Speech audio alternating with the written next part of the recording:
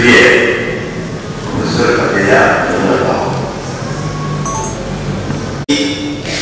Monsieur le modérateur, chers frères et sœurs, bonjour. Je ressens un grand honneur d'être devant cette tribune où l'on discute des questions africaines, des questions du développement, de la dignité et de la hauteur des peuples africains. À cette tribune, je me souviens, il y a eu un grand Africain qui nous a parlé, il y a de cela 2 décennies et demie. C'est Cheikh Anta Diop. Il nous a parlé de l'Afrique, qui nous a parlé de l'antériorité des civilisations nègres, qui nous a parlé de son projet de développement africain et qui nous a parlé de la dignité africaine. À la même tribune, 20 ans plus tôt, j'ai suivi nous parlons de la désaliénation mentale. C'est ce qui me revient à l'esprit maintenant en rapport avec l'expérience que j'ai faite dans cette alma mater. Mais je me souviens bien également d'avoir été, depuis les débuts des années 70, plus précisément depuis 1972, février 1972, je suis dans plusieurs forums africains où l'on parle société, développement et culture, où l'on parle du développement et du sous-développement africain, on parle de la dignité des peuples d'Afrique.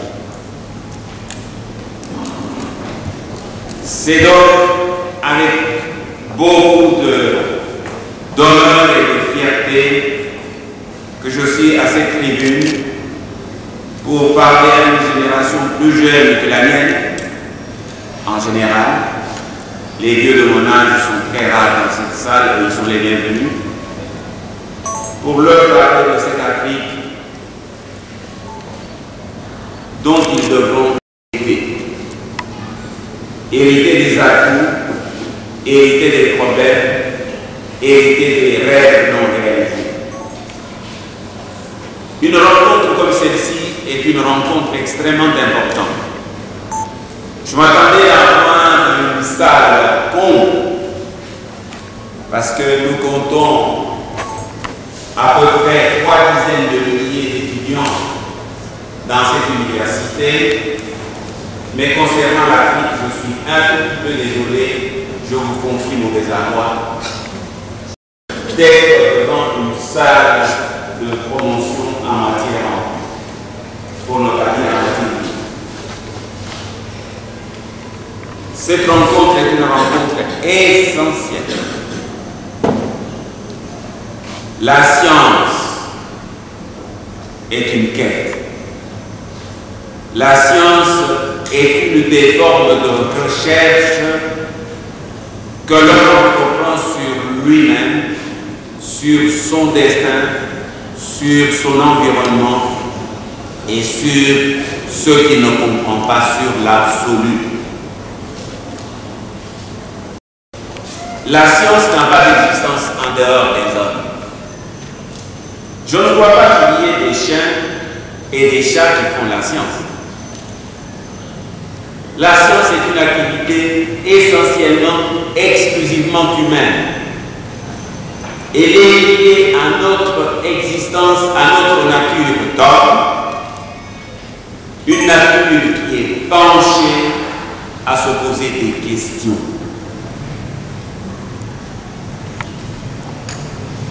Nous avons pris l'habitude de considérer la science comme un fétiche, comme un sésame, ouvre-toi. Il n'en est rien. Un auteur allemand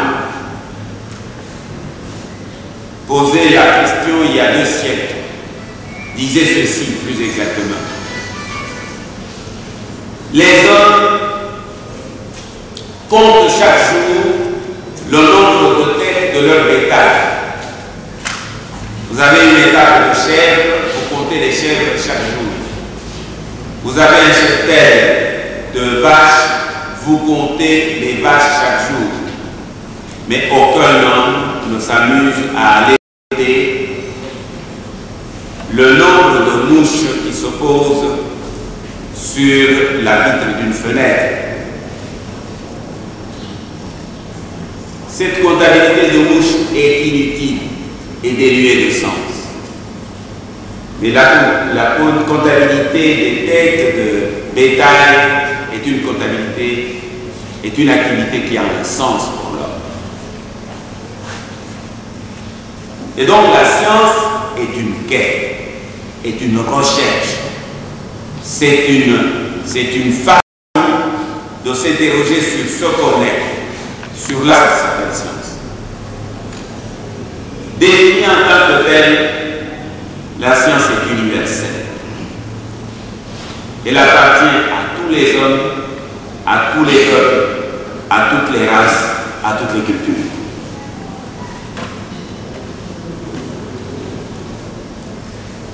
Lorsque vous relisez Cheikh Anta Diop dans son livre intitulé Antériorité des civilisations nègres, vous apprendrez à l'écrit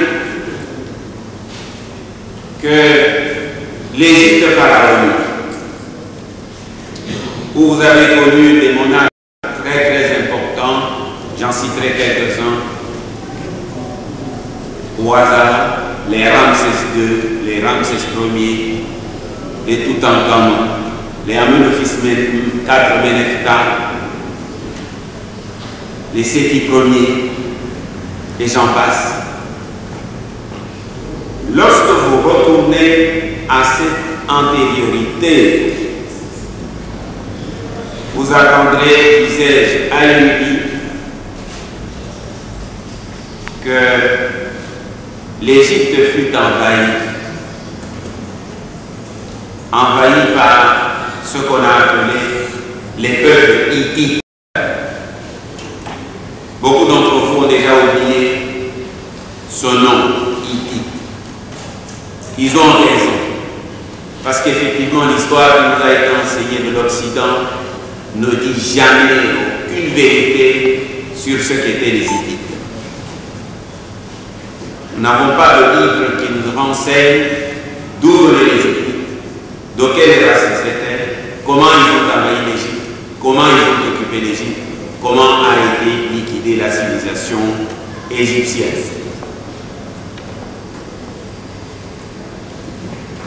Mais j'aimerais vous dire que cette civilisation était une civilisation bâtie par les Noirs, comme vous et moi. C'était la plus brillante des civilisations, que la Grèce antique a puisé dans cette civilisation à 2 mains, que Rome est venue puiser à travers la Grèce, que le Moyen-Orient et le Proche-Orient ont puisé dans cette civilisation, et à travers le croissant fertile, et à travers la Grèce et Rome antique.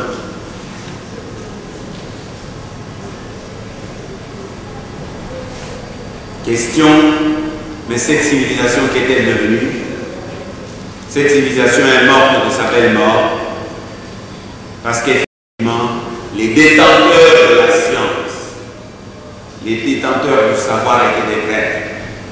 C'était une caste des prêtres. Et les occupants ont liquidé les prêtres pour liquider toute une civilisation. Je voudrais terminer cette introduction en faisant, si vous le voulez bien, 3 remarques. D'abord, le thème qui est le mien, que je dois développer, c'est sciences économiques d'origine occidentale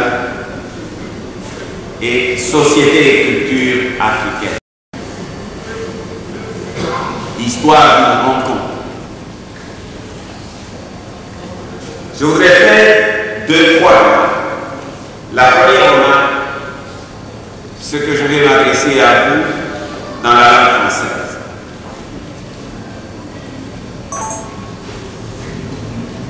Je voudrais vous dire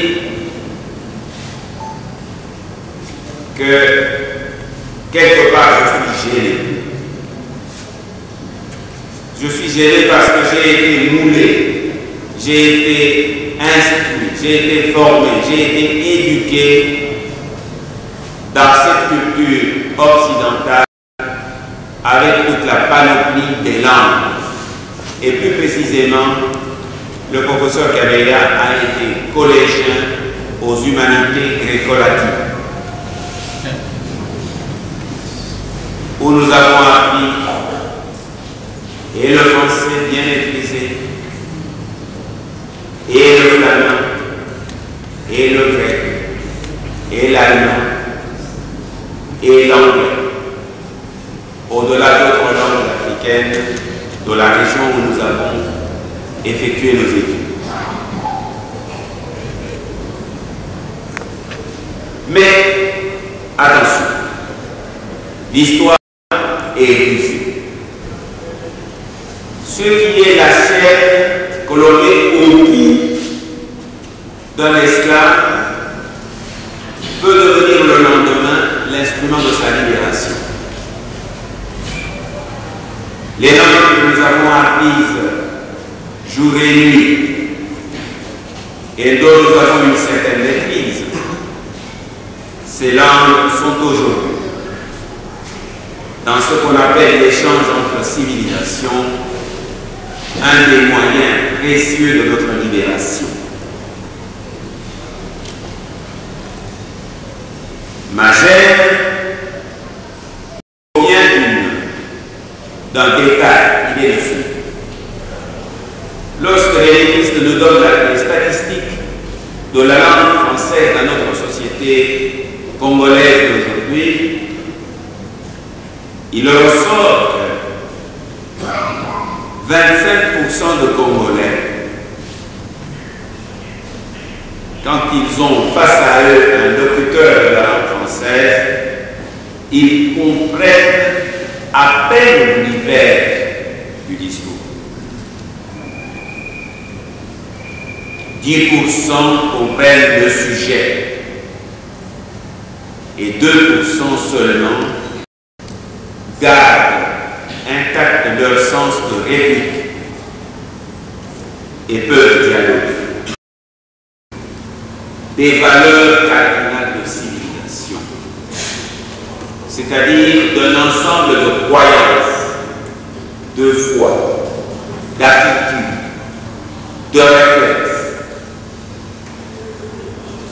qui donnent ensemble la configuration du monde, la place de l'homme dans ce monde et la mission de cet homme dans ce monde.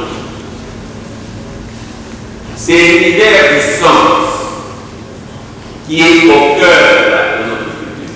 Chaque culture a un noyau. Le noyau est quasiment indestructible. Autour du noyau, vous avez un cercle. C'est le cercle des symboles. Chaque culture a des symboles, c'est-à-dire des objets matériels, des hommes, qui sont considérés comme l'incarnation vivante des valeurs cardinales de la civilisation. Et donc les valeurs cardinales de la civilisation ne sont pas des choses que tout le monde vit. Ce sont des choses que seuls les initiés connaissent. Mais tout le monde, le commun des mortels, s'attache au symbole. On vous présente papa. Papa présente maman. Maman est une autorité. On vous présente la terre de vos ancêtres. Elle est porteuse de signification. Elle est valeur pour vous. Aujourd'hui, vous pouvez honorer vos ancêtres et votre race en luttant pour la paix et la prospérité sur cette terre.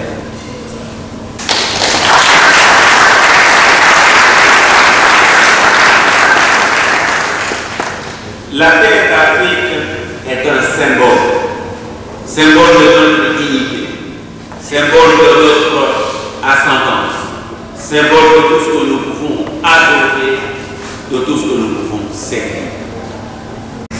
Lorsque vous avez devant vous une autorité, ça peut être n'importe quelle autorité morale, surtout, c'est un symbole. Évidemment, il y a des faux symboles. Il y a des faux symboles et il y a des gens qui prennent le pouvoir et qui se disent autorité. On confond pouvoir et autorité. L'autorité est une incarnation des principes devant lesquels nous sommes à genoux, que nous reconnaissons, auxquels nous nous identifions. Tandis que le pouvoir est une instance qui peut tuer ou réaliser, qui peut changer ou garder l'état. Entre pouvoir et autorité, il y a une distinction fondamentale. Le pouvoir n'est pas symbolique, l'autorité en est un. Troisième cercle de culture, c'est le rituel. C'est le rituel. Au troisième cercle, vous avez le rituel. Ça veut dire l'ensemble des gestes, l'ensemble d'attitudes que nous avons, qui caractérisent un peuple et qui sont la traduction gestuelle du respect et de la considération que nous témoignons aux symboles et par-delà les symboles, les valeurs cardinales des civilisations. Lorsque nous saluons parfois des gens qui revêtent une autorité devant nous, nous inclinons la tête. Vous avez vu comment nous avons salué l'autorité qui est sur ma gauche. Nous inclinons la tête. C'est une gestuelle.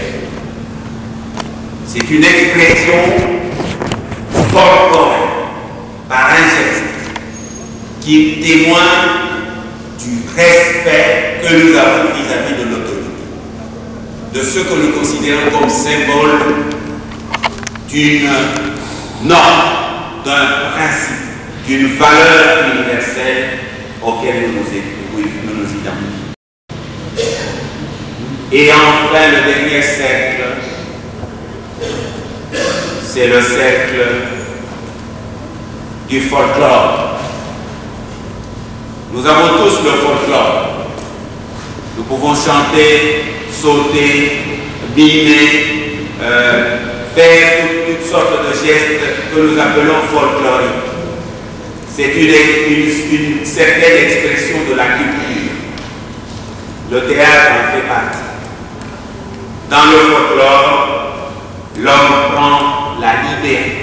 Et il prend la liberté avec tout ce qui existe, avec les valeurs fondamentales de civilisation, avec les symboles qui les incarnent, avec le rituel qui est le leur, et avec tout le monde.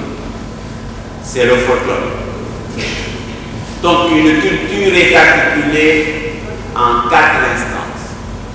Au cœur des valeurs cardinales de civilisation, première périphérie, les symboles de ces valeurs cardinales de civilisation.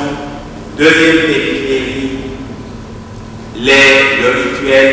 Et troisième et dernière périphérie, c'est le folklore. Je voudrais vous dire qu'une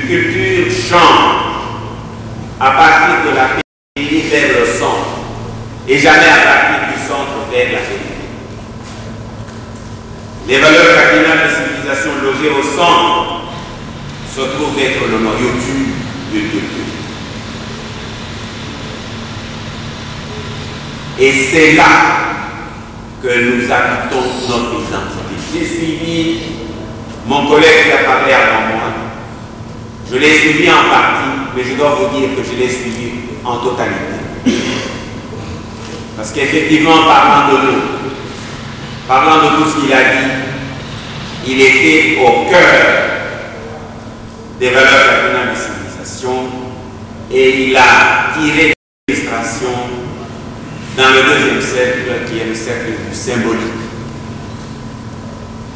Voilà la deuxième remarque que je vous ai faite. Après la remarque sur la langue, je vous ai fait la remarque sur la culture. Enfin, j'ai une remarque sur la science. J'ai commencé par là. Je termine ma série de remarques par là. La science est une quête, c'est une recherche. Mais elle est essentiellement en deux. La science est essentiellement contextuelle. Ça veut dire qu'elle est articulée dans ses problématiques, dans ses méthodologies, dans ses résultats, dans sa souplesse comme dans sa rigidité. Toute science est articulée comme étant un élément contextuel. Ça veut dire que ce sont les hommes en chair et en os, vivants, trépignants, souffrants, se réjouissant, qui posent une série de questions sur eux-mêmes, sur l'univers, sur l'absolu. Et toutes ces séries peuvent trouver des réponses dans une certaine orientation que nous appelons l'orientation scientifique. La science est un savoir, parmi d'autres savoirs.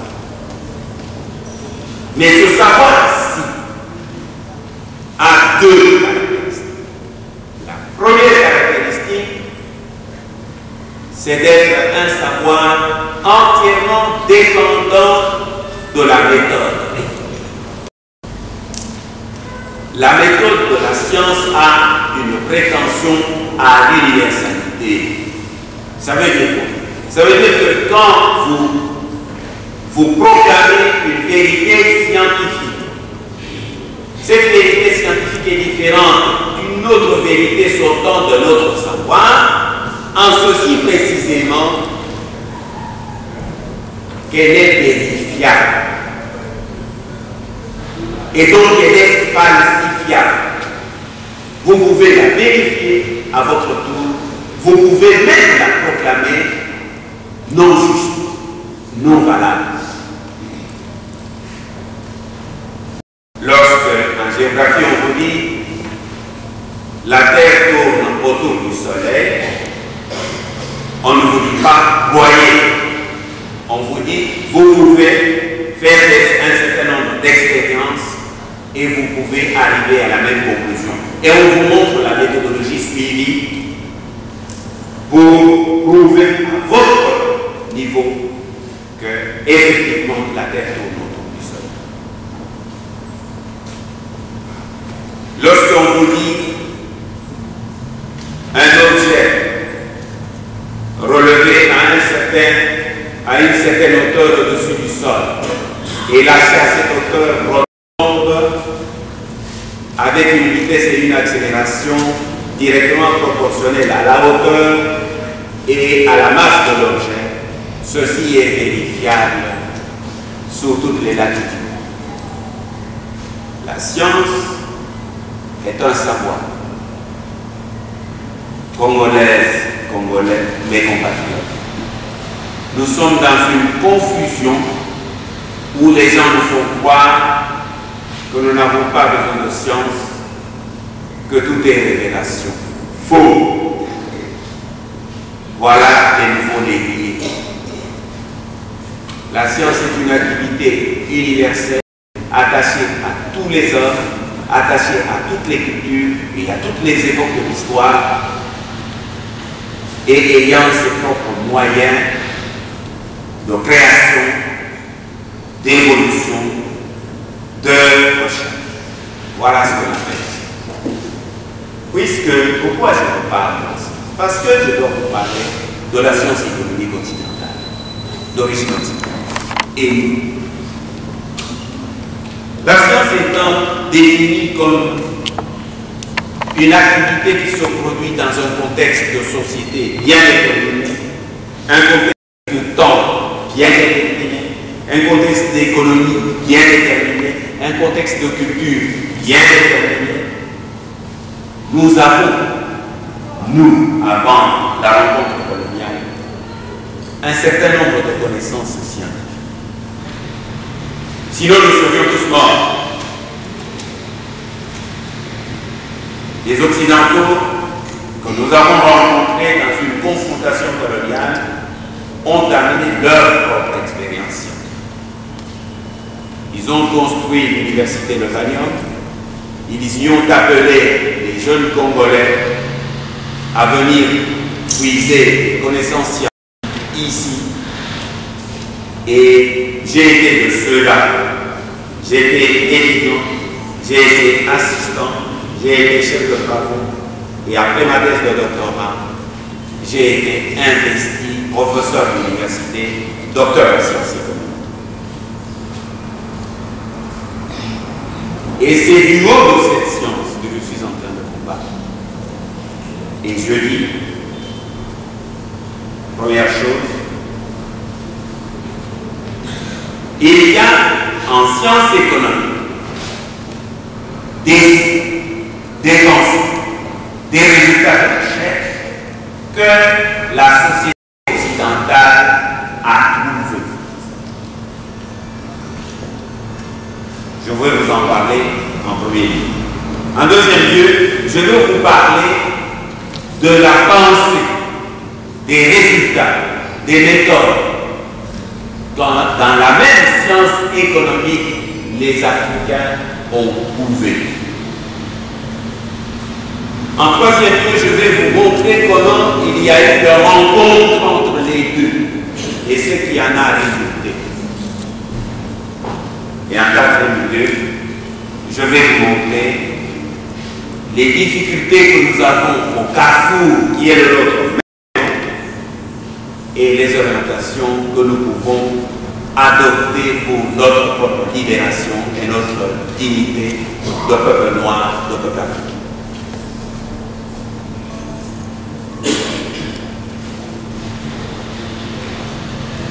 Naissance de la pensée occidentale.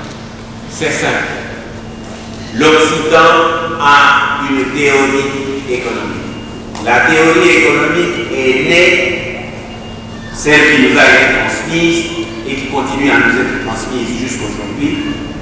Cette économie occidentale est née au moment où il y avait une révolution sociale totale. On vous a parlé de la révolution en Allemagne, on vous a parlé de la révolution en Angleterre, la révolution en Amérique, la révolution française en 1789. Toutes ces révolutions en Europe étaient des révolutions sociales à l'issue desquelles une pensée économique est née. Et cette pensée économique était totalement au service, au profit de la bourgeoisie. C'est la classe bourgeoise qui a émergé des révolutions sociales européennes. La bourgeoisie a battu en brèche l'aristocratie foncière. Elle a pris le pouvoir économique, elle a confisqué le pouvoir politique et elle a continué à gérer la société occidentale selon ses propres intérêts, reconstruisant toute la pensée au profit de ses propres intérêts, qui sont des intérêts de l'accumulation du capital, qui sont les intérêts proprement matériels. Un des leurs, Karl Marx, a dit de cette science et de cette culture. Il a dit, ce n'est pas une culture qui est à la recherche de la richesse, mais c'est une culture qui est à la recherche de la différence dans la compétition. Si vous voulez bien le comprendre, voici l'image. Quand une équipe de football va jouer un match, ce qu'elle recherche, ce n'est pas le nombre de buts. Ce qu'elle recherche, c'est avoir une différence positive au-dessus des autres. Elle peut faire un match nul. Elle peut même rater un match. Ce qui est important, c'est au classement être la première équipe. Les Occidentaux ont une économie.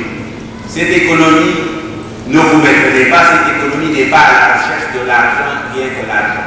C'est une économie qui est à la recherche d'une différentielle dans l'enrichissement. Il faut qu'on dise que Rockefeller a dépassé la Fondation Ford au temps de l'Union. Il faut qu'on dise que tel est le premier milliardaire du globe. Ce que l'on cherche, ce n'est pas ce qu'on a gagné. Ce qu'on cherche, c'est la réputation d'être le premier dans l'enrichissement comparativement à d'autres. C'est extrêmement bon. Deuxièmement, je pourrais passer à la pensée africaine.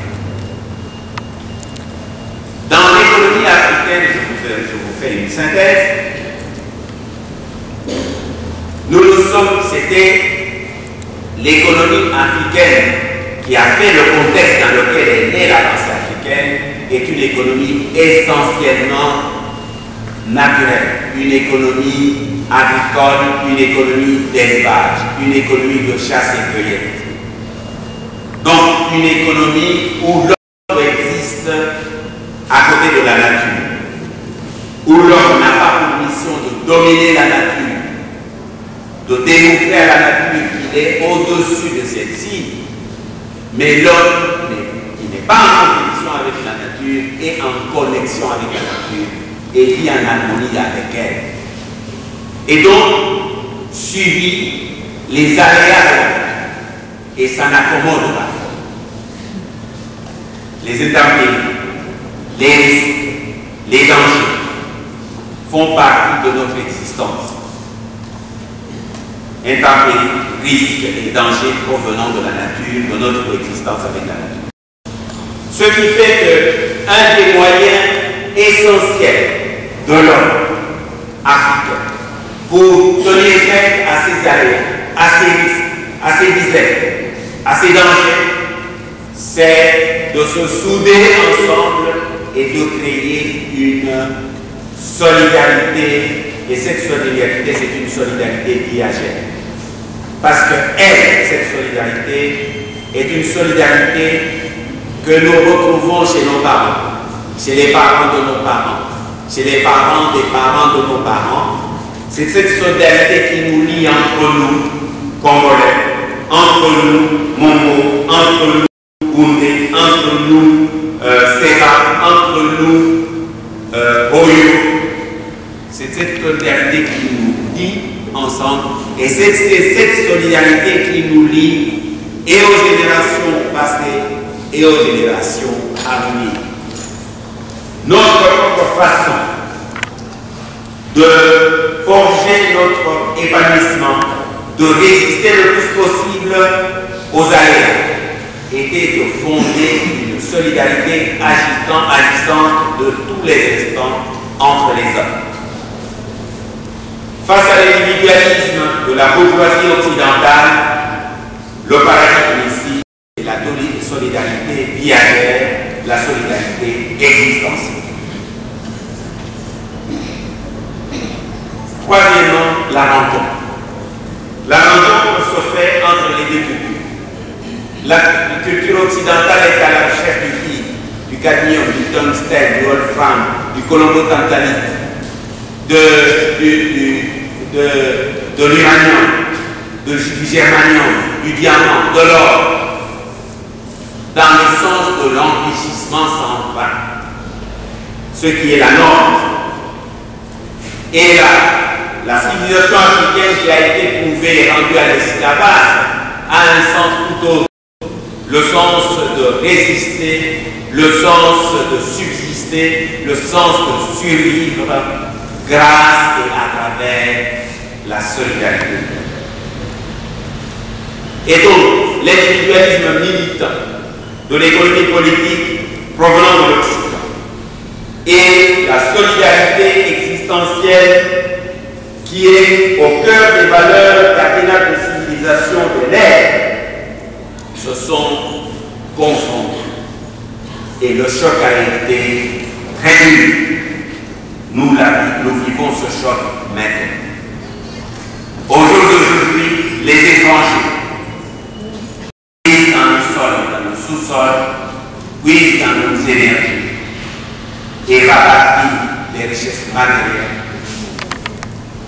Les Africains implorent Dieu et les Africains n'ont plus que la Bible entre leurs mains alors que la terre leur a refilé entre les doigts.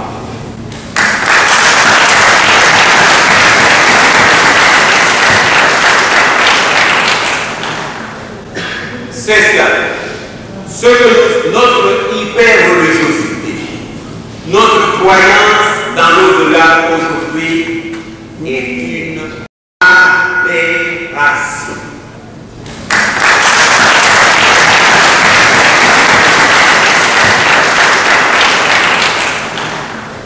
Vous savez tous, comme vous êtes, maman et papa, jeunes et vieux, vous savez que la vraie question du Congo, c'est la question de société.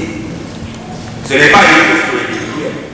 Nous avons des individus parfaitement bien faits, moralement, scientifiquement, culturellement.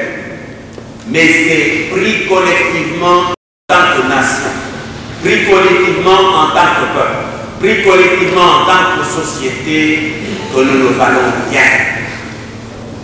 Mais pour vous montrer que notre dérive religieuse est une vraie dérive, je vous dis, quand les gens vont à la religion, ils ne prient pas pour le Congo, ils prient pour les déclics, ils prient pour les visages, ils prient pour les malades.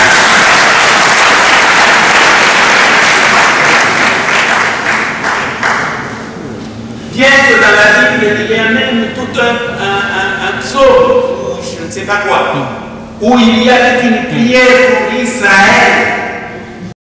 Les Congolais ne prient jamais pour le Congo. Or, le malade, ce n'est pas le Congolais, mais c'est le Congo qui est malade. Le malade, ce n'est pas tel ou tel individu, c'est les individus ensemble qui sont malades. Le malade que nous avons, c'est le Congo, notre patrie, notre terre, notre propre terre qui est malade.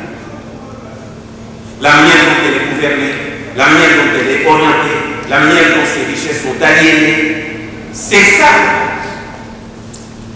Mais lorsque vous allez faire des transes, crier tout le temps, priver les gens de leur sommeil, vous allez là-bas pour résoudre le problème de visa pour vous.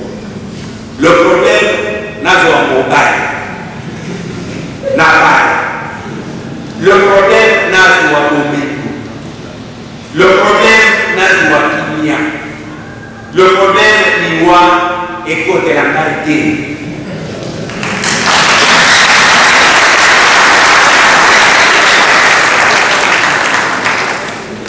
Voilà la démonstration qu'on est à côté de la place. Dieu existe. Dieu existe. Dieu existe. Nous l'avons su, sinon nous serions tous morts. Il nous a parlé. Il nous a envoyé ses prophètes. Qu'en avons-nous retenu? Attention. Un jour, on va vous poser la question. Congolais, oui. vous croyez que moi, je suis injuste au point où je ne vous ai envoyé aucun prophète de votre peuple? Qu'avez-vous retenu du prophète de votre peuple que je vous ai envoyé?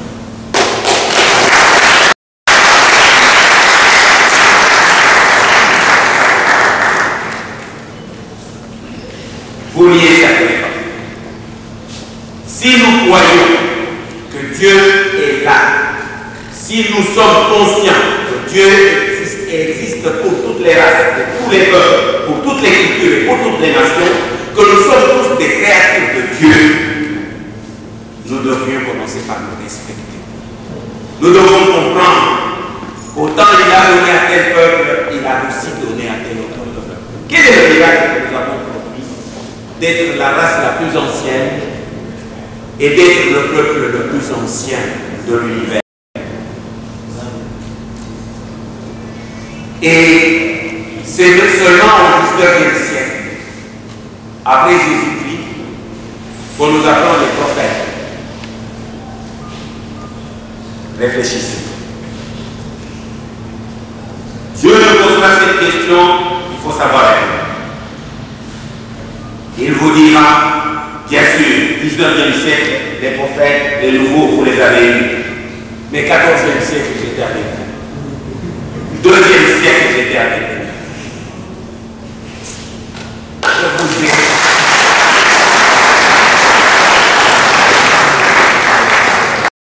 Qu'est-ce que je vous ai dit et qu'en avez-vous retenu? Et vous allez dire rien. On va dire oui, attendez, votre affaire, on va ouvrir un tribunal, vous devez expliquer comment c'est.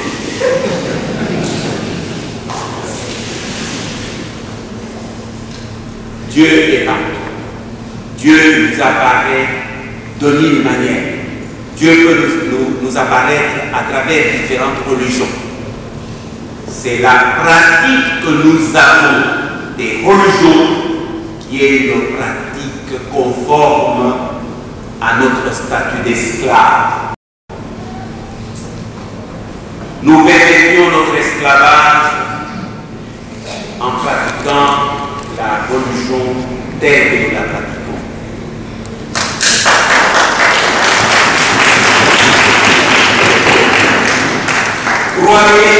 Croyez en Dieu et respectez-le, parce que la race noire, c'est lui qui l'a créé.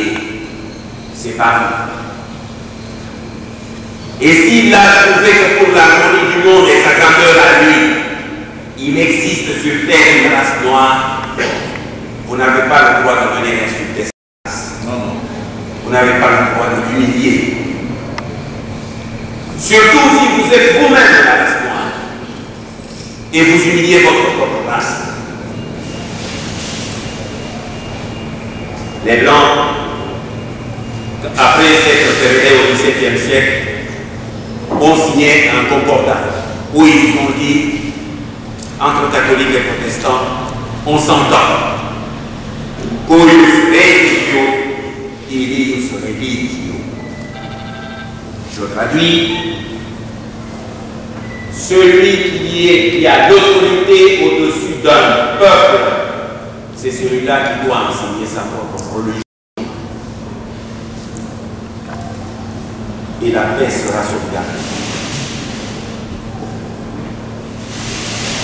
Je voudrais terminer en vous disant ceci. J'avais en Belgique des amis.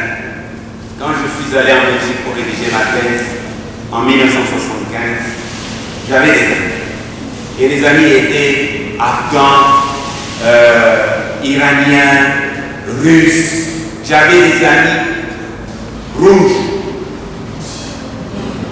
et jaunes. Je restais au milieu d'eux jour et nuit. Ils étaient tout à fait fantastiques. Sauf quelques détails. Par exemple, on devait se mettre à prier toutes les 2 heures. Eux, ils ont un lieu qui n'est pas le nôtre.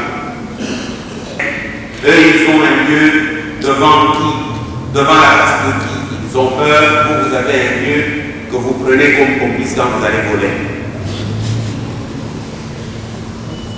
Mais, voici ce que mes amis, un de mes amis m'a posé comme question, et je vais vous laisser cette question sans réponse parce que je l'ai laissée. Il a dit, Kabila, nous nous sommes rencontrés à Ménon, on connaît les Blancs. On sait que nous sommes en train de construire une civilisation de l'universel, une civilisation qui est du donner et du recevoir. Les Blancs vont amener le christianisme à tous les autres peuples. Nous, nous allons amener l'islam ou le confucianisme ou le shintoïsme. Mais vous, Kabila, vous allez amener moi.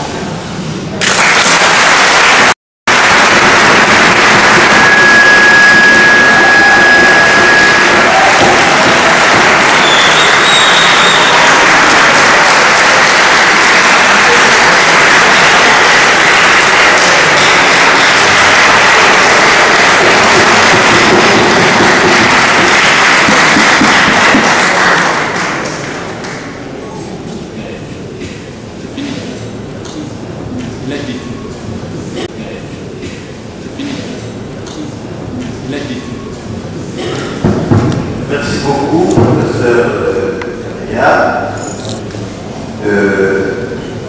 Nous passons la parole au professeur Massonza. Professeur Massonza, qui, vous savez, est directeur du CERVAT RCC. Le CERVAT, le Centre d'études et de recherche sur les valeurs culturelles africaines. Et vous comprenez déjà que c'est quelqu'un qui est versé dans la réflexion qui nous préoccupe aujourd'hui de manière directe et totale. Professeur Massonza, vous avez la parole. Bonjour à tous. Je voudrais d'abord remercier Madame et nos ancêtres de nous avoir permis de nous réunir ici aujourd'hui. Effectivement, je m'occupe des valeurs africaines depuis Paris, depuis 1980. Et donc, je puis sillonner l'ensemble de l'Afrique, du Sénégal jusqu'en Botswana, jusqu'au Cameroun, de la Côte d'Ivoire, l'Afrique de l'Est et l'Afrique centrale également. Donc, je n'ai aucun risque. Je ne voudrais parler de vous. Seulement, je dois remercier le chef spirituel Moussou, que je connais depuis pas mal de temps, et qui m'a fait l'honneur de m'inviter ici à cette tribune pour vous parler des valeurs africaines. Avant de venir ici, j'avais demandé au secrétaire général de me placer comme troisième conférencier. Et je crois qu'on peut aller exaucer. Je commencerai par vous dire maintenant ce que c'est la science de l'Occident. On reviendra là-dessus. Vous me permettrez de prendre un peu plus de temps pour m'appesantir sur la question de la culture africaine. Je le ferai d'une manière didactique et vous me poserez des questions au cas échéant. D'abord, l'Afrique souffre et est malade parce qu'elle n'a pas retrouvé sa vision du monde. L'Afrique n'a pas retrouvé sa vision du monde. Quelle est cette vision? La vision africaine du monde s'appelle endocentre ou endocentrisme. Que signifie endocentrisme? Endocentrisme signifie saisir le monde de l'intérieur pour point de vibrer avec ces pulsations infinitésimales, et cela dans un rapport d'harmonie du visible et de l'invisible. Donc à partir de cette vision endocentrique qui veut que l'on saisisse le monde de l'intérieur, il y a opposition. La vision exocentrique, une vision qui part de l'extérieur, une vision d'agressivité, une vision de distanciation. Alors que dans la vision africaine du monde que j'ai appelée endocentrique, il y a un rapport d'harmonie, une relation d'harmonie. L'homme se confond avec la nature. La nature qui est en fait l'objet de sa science et, comme on dit en Afrique, le ciel son maître. Et donc, si vous n'avez pas saisi quel rapport vous avez avec le monde, vous ne saurez pas résoudre les problèmes qui vous assaillent aujourd'hui. Parce que la culture, en bref, est une réponse de l'anthrope aux sollicitations de son environnement. La réponse que l'anthrope, c'est-à-dire l'homme, donne aux sollicitations de son environnement, qui sont ces réponses qui sont transmises par sédimentation des générations en génération, constituent un patrimoine culturel. Alors, comment se présente la vision africaine du monde? La vision africaine du monde se présente en 9 cercles concentriques. 9 cercles concentriques. Et je me suis, il s'agit de tracer simplement 9 cercles concentriques. Au centre de ce cercle, vous avez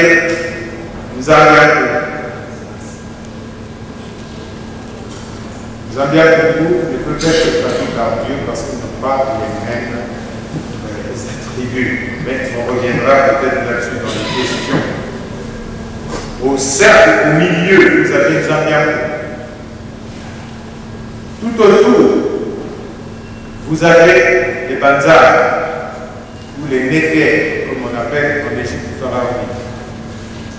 Le troisième cercle est celui des Idima, comme on dit à l'Italie. Le quatrième cercle, celui des ancêtres.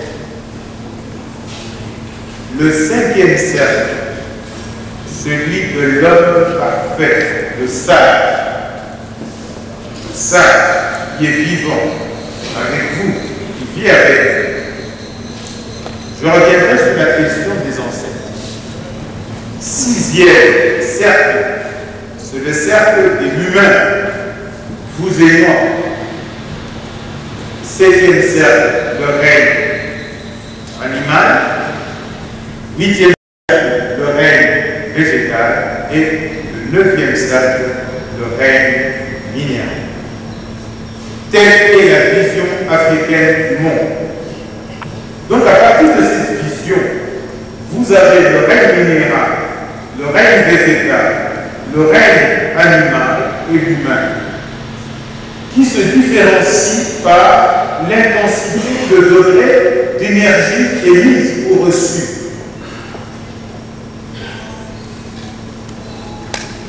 L'énergie du minéral, c'est une énergie de transformation. L'énergie de la terre, que vous connaissez, rayonne, envoie, vous envoie, est une énergie de transmutation, de transformation. Si vous plantez une graine dans la terre, cette graine finit par se transformer. Je pense que mon collègue, mon ami de vous là-bas, vous en a déjà parlé. Vous plantez une graine, vous séancez, la graine finit par se transformer. Vous-même, vous êtes en perpétuelle transformation. Vous n'étiez pas comme ça il y a 70 ans, 40 ans, 60 ans, 20 ans, etc.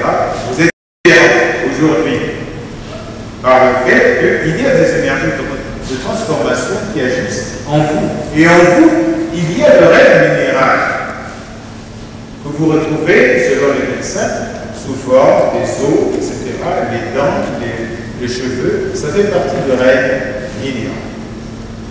Vous avez l'énergie du règne végétal qui sont les énergies qui sont essentiellement des énergies thérapeutiques, qui sont utilisées pour soigner. Ce sont des énergies thérapeutiques, mais aussi des énergies pour vous soigner quand vous avez faim. Le pondou, les bites, etc., quand vous avez faim, vous mangez pour vous soigner. Soigner votre faim, si vous voulez. L'énergie animale, c'est l'énergie sacrificielle. Non pas sacrifice au sens où vous l'entendez couramment, aller s'oublier, couper la tête d'une vache, d'une chèvre, d'un mouton, d'une poule à consacrer, ce sont des coutumes. Si vous les pratiquez, c'est une très bonne chose. Si vous ne les pratiquez pas, ça ne fait rien. Mais ici, il s'agit de l'animal qui est en vous. L'animal qui est en vous, c'est la colère, c'est la propension à vous diviser, propension à l'injustice, toutes choses qui vous tentent et vis-à-vis desquelles vous n'avez aucune maîtrise, que vous appelez les instincts, à la limite. Ce sont là des choses à sacrifier pour votre propre élévation, à la fois spirituelle, intellectuelle, sociale, etc. On vous a appris au commencement était la parole. En réalité, vous devez dire au principe était la parole, non pas au commencement. Parce que ça n'a ni commencement ni fin. Il n'est ni alpha ni oméga.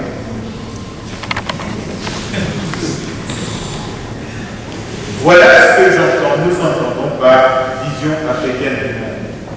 Bien entendu, l'homme que nous avons appelé le sage, le parfait, c'est cet homme-là qui deviendra ancêtre, car, c'est cet homme-là ne devient ancêtre en Afrique profonde que celui qui, de son vivant, a vécu l'amour,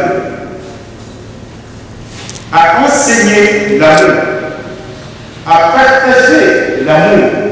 Alors, au soir de sa vie, celui-là sera qualifié de vénérable, de très vénérable et respectable ancêtre d'Afrique profonde. Ne devient pas ancêtre qui veut en Afrique profonde. Et c'est une aberration de croire qu'un petit sorcier, un petit magicien, un petit jeune, etc., parce qu'il a été de barbe blanche comme moi, n'est-ce pas, il devient nécessairement ancêtre. Non, ne devient pas ancêtre car qui veut. Il faut avoir vécu l'amour. Et vous savez que l'un de vos pères, père son âme, il est là avec vous. Il vous a dit, Bolingo, mais si vous n'avez pas activé le Bolingo, vous ne pourrez jamais être un ancêtre vénéré. Alors, à travers cette vision du monde, il y a possibilité d'activer cette vision du monde pour qu'elle devienne une réalité vécue par les Africains. Et cela ne peut se faire qu'au travers de 5 piliers. Et je vous prie de bien vouloir besoins attentifs également. 5 piliers. Le premier pilier de la culture africaine s'appelle le pilier de la connexion en Zambia-Congo, pilier de la reliance en Zambia. Sans ce pilier, il n'y a pas de culture africaine. Je reviendrai là-dessus pour vous dire comment l'Afrique voit la science. Le deuxième pilier, c'est le pilier de la gouvernance, nous empruntons un peu, théocratique. De la gouvernance théocratique. Cela veut dire que vous, en Afrique, vous ne pouvez pas gouverner sans être inspiré par Zambia-Koulou, Zakomba, Niambe, Ama, etc., etc. Vous ne pouvez pas être un chef dans un village pour gérer la population sans être inspiré constamment par Zambia-Koulou, par les Makar, les Bakoko, les Bakam. C'est impossible. Vous serez un chef de la démocratie, oui, mais pas un chef issu du pilier, deuxième pilier de la culture africaine. Le troisième pilier, c'est le pilier de l'économie. Mon voisin, professeur Kabouya, vous en a abondamment parlé, je ne vais pas insister là-dessus, je reviendrai sur une petite chose. Le pilier de l'économie, il faut l'entendre comme étant non seulement la production, n'est-ce pas, telle que les économistes, on leur a enseigné par les Européens et autres. Non, il s'agit de la production au sens large, production des ingénieurs, c'est-à-dire de tout ce qui est des bancs ici, c'est la production, c'est de l'économie. La production agricole, industrielle, etc., transport, et autres, ça fait partie de l'économie. Et en Afrique, en Égypte pharaonique, cela, nous l'appelons le matisme, c'est-à-dire, le matisme, c'est la conception endocentrique de l'économie, qui est gérée par la marque. Et comme disait mon frère tout à l'heure, que les Européens, les Occidentaux, je fais une digression un petit peu, les Occidentaux ne poursuivent maintenant que le différentiel, être le premier. En Afrique, l'économie poursuit un seul et unique objectif, la paix. La paix spirituelle et la paix matérielle. C'est ça le but de l'économie en Afrique. Si on se solidarise, on ne peut pas se solidariser sans l'harmonie, sans la paix, sans le Bolivie. C'est impossible. Quand vous allez dans votre Makelemba, eh bien vous n'êtes pas solidaire. Si vous n'êtes pas solidaire, si vous n'avez pas créé ce sentiment, je dirais, ce cercle d'amour de Bolivie, mais il n'y a pas de livre qui n'est pas possible. N'est-ce pas? Est-ce qu'on est ensemble? Est-ce qu'on est ensemble? Bien. Puisqu'on est ensemble, le quatrième pilier, c'est le système éducatif. Le système éducatif, c'est la base.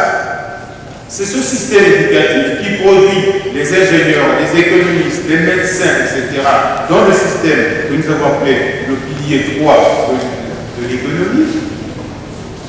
Et ce sont eux, c'est aussi le système éducatif qui produit la gouvernance, c'est-à-dire ceux qui vont gouverner, organiser le tissu social africain. Mais c'est aussi le système éducatif qui va propulser les grands prêtres qui vont se mettre, comme vous voulez, nous sommes tous des prêtres. En Afrique, il n'y a pas de maître de l'autre. Chacun de nous est maître de lui-même. C'est une aberration de voir qu'un homme peut avoir un maître au-dessus de lui. On dit toujours le maître apparaît quand le disciple est vrai. Donc ce maître-là ne peut pas être en dehors de vous. Il est peut-être endocentrique. Il est peut-être endocentrique. Le système éducatif, et c'est là où il y a le vrai problème des Africains aujourd'hui. Parce qu'il y a occultation de votre propre système éducatif que vous êtes obligé aujourd'hui de vous retrouver dans un système éducatif qui n'est pas le vôtre, dans un pilier central qui n'est pas le vôtre, parce que le pilier central auquel vous êtes lié aujourd'hui, c'est du neurocolonialisme spirituel. C'est-à-dire, on a cherché à atteindre les neurones des Africains, d'abord, en leur disant, vous n'êtes plus Kabouya, mais vous êtes votre prénom Léonard. Complètement déconnecté, enlevé du registre africain. Parce que le professeur Kabouya va se présenter, comme il va se présenter devant les ancêtres, comme il a dit tout à l'heure, on va ouvrir le registre des Africains, des Noirs. Où est-ce qu'il est, Léonard? Il est nulle part. Alors vous pouvez vous tuer.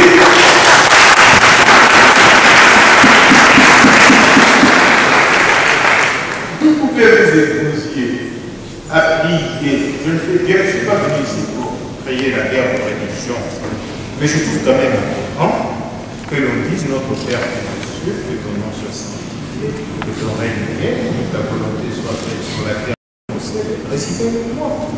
Donnez-nous aujourd'hui notre pain, tout ce que vous voulez de ce jour. Pardonne-nous nos offenses, comme nous pardonnons aussi à ceux qui nous ont offensés. Et ensuite, mais comment pouvez-vous demander à ce même Dieu de vous soumettre à la tentation et de vous délivrer du mal, comme si c'est lui qui vous a envoyé?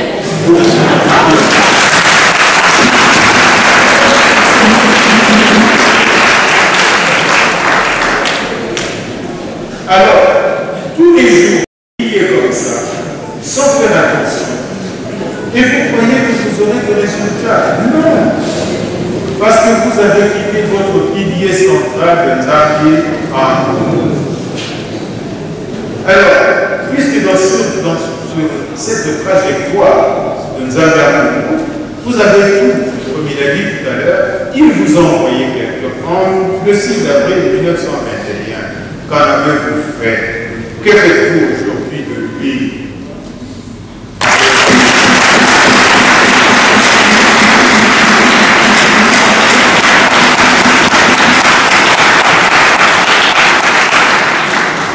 Mais attention, lui il est parti en 1951.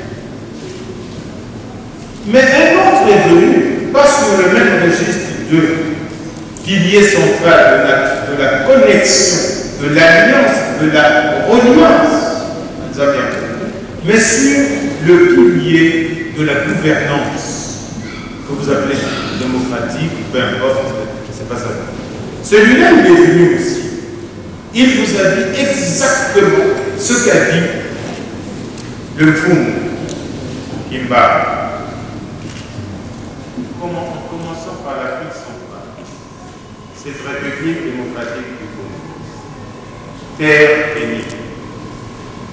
On cherche des idéologies socialistes, communistes, démocratie chrétienne, des machins ou autres, j'en passe, c'est les meilleurs, alors que vous avez là la véritable idéologie de gouvernance de votre pays, qui est à la fois sur le plan spirituel, comme ça, sur le plan de la gouvernance que vous appelez démocratique, organisez-vous, ne jamais trahi, et prenez-vous en charge. Quelle autre idéologie cherchez-vous? Et où allez-vous trouver une idéologie qui est conforme à votre propre nature, à votre propre culture? Les Chinois aujourd'hui, on nous dit deuxième puissance, mais je pense qu'avec mon frère ici dit à mon côté, l'idée que les Chinois constituent la coexistence aujourd'hui. Quelle démocratie les Chinois ont utilisée? La démocratie de l'Europe? Non. De l'Amérique? Non. Vous ne voyez pas. Ceux-là qui viennent vous aider aujourd'hui, qui vous aident maintenant, jamais quelqu'un ne peut venir vous aider. Parce que vous devez vous prendre en charge. Donc, acceptez qu'ils viennent en partenariat avec vous.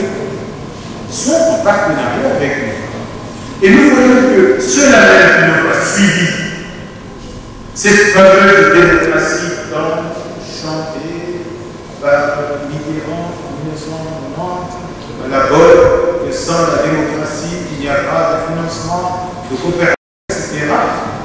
Et aujourd'hui, combien d'années après, nous sommes toujours pays pauvres, très non, on n'est pas pays pauvre et très endetté. Parce qu'il n'y a pas, il est là, il n'y a pas de pays qui sont pauvres. N'est-ce pas?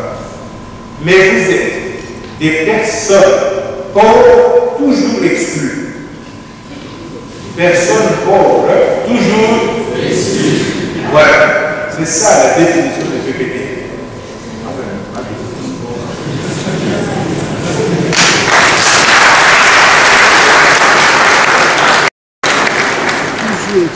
Alors, pour cela, le dernier pilier, le cinquième, certains ont cru que j'ai oublié. Un Africain n'oublie jamais. Jamais. Vous pouvez ignorer vos ancêtres, mais le sang qui coule dans vos veines, c'est le sang de vos enfants. Vous ne pouvez pas le faire.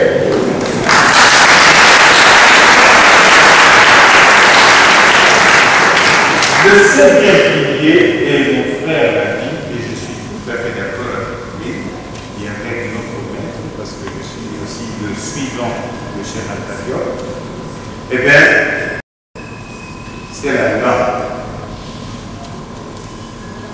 Les ancêtres ont déjà été sur ça. Les Africains doivent parler dans leur langue, faire écrire dans leur langue, enseigner dans leur langue, parce que frères et sœurs, n'est-ce pas, pasteurs, mais je peux quand même le dire. Sachez que si je dis Likamona, je n'ai quiconque défi de me traduire cela en français ou en anglais ou en allemand. Likamona, comment pouvez-vous traduire ça? Impossible. Comment vous traduire? Et comme vous avez dit, chose claire. Et comme vous avez dit,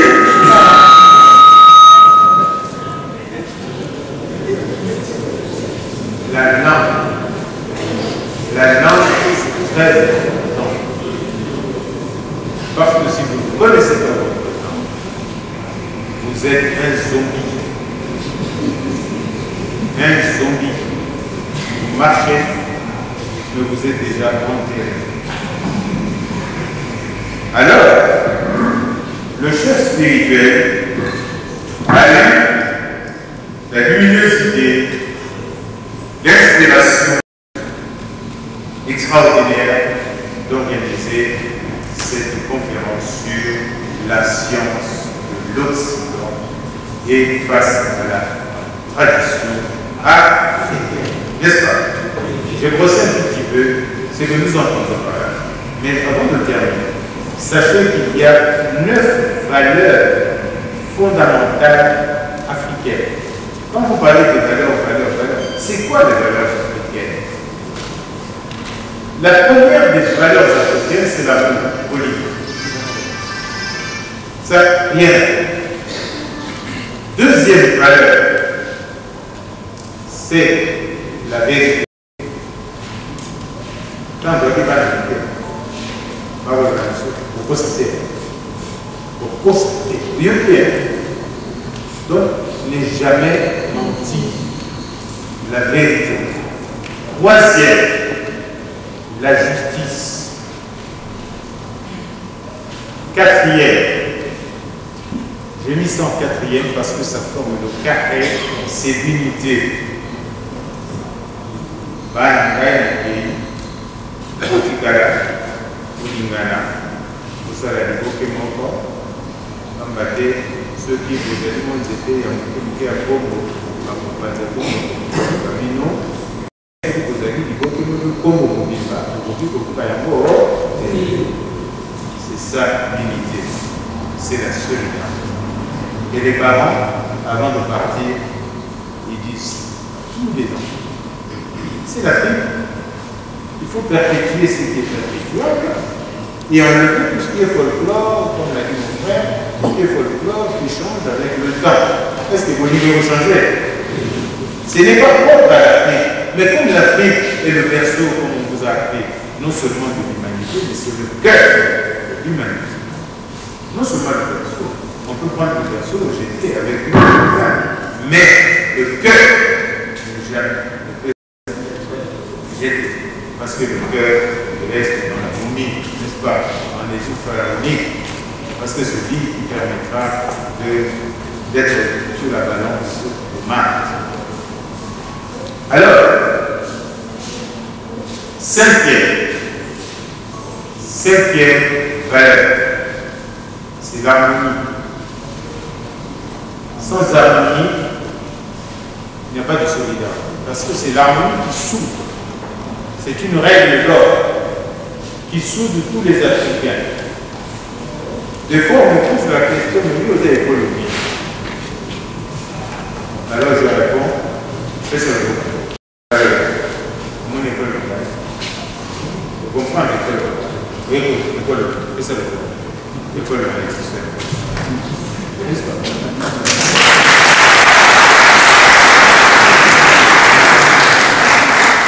On est d'abord africain. On n'est pas sénégalais, on n'est pas ivoirien, non.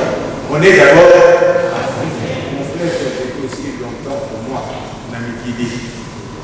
Lui en Belgique, moi je suis en France. Eh bien, on nous appelle tous des enfants.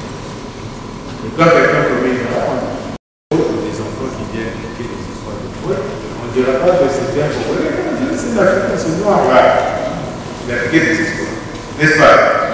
Donc, à partir de maintenant, puisque nous sommes dans la culture africaine avec vos mots, gestes spirituels, tous, nous sommes d'abord des Africains. Et c'est ça qui va nous sauver. C'est ça qui va créer l'harmonie entre nous. C'est ça qui va résoudre nos problèmes. Parce que l'unité de l'Afrique ne se fera jamais avec l'union africaine. Parce que l'union ne fait pas la force. Ce sont des histoires. L'union ne fait pas la force. C'est l'unité dans la diversité. C'est l'unité qui fait la force. Et non pas l'union, on peut se définir. Vous avez vu avec la vie, n'est-ce pas? Oui. L'union n'a pas joué. N'est-ce pas? C'est quoi? On a jeté l'union. L'Union européenne est en train de voler un éclat. Oui ou non? Oui. Alors, mais l'unité des États-Unis ne vole pas d'éclat. Est-ce que vous comprenez? Est-ce qu'on est ensemble? Est-ce qu'on est ensemble? L'unité ne volera jamais en éclat. Mais l'union va voler. L'union, c'est pas grave, c'est faux. C'est encore une façon de nous endormir. Alors, je disais donc que la sixième valeur, c'est la solidarité. La solidarité. La septième valeur, c'est la parole. La parole. Si vous êtes solidaire, aujourd'hui les Africains ne respectent jamais la parole donnée. Jamais, qu'ils soient dirigeants politiques, qu'ils soient même professeurs, qu'ils soient chefs, qu'ils soient prêtres, qu'ils soient n'importe qui, ils ne respectent plus la parole donnée. La parole africaine est une parole sacrée. Merci. Alors, la huitième, c'est la 8e valeur importante en Afrique. C'est bien la liberté. La paix, la paix, la paix. La parole donne la paix. Et la paix engendre la 9e